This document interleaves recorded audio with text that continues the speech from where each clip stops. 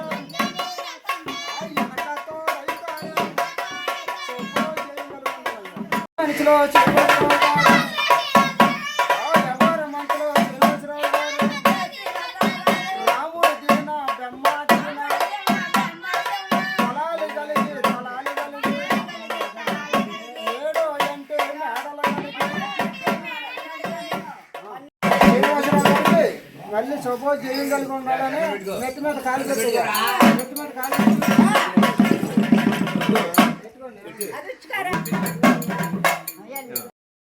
చూశారు కదండి. ఈ వీడియో కనుక మీ అందరికీ నచ్చినట్టయితే లైక్ చేయండి, షేర్ చేయండి, సబ్స్క్రైబ్ అయితే మర్చిపోకండి. బాయ్.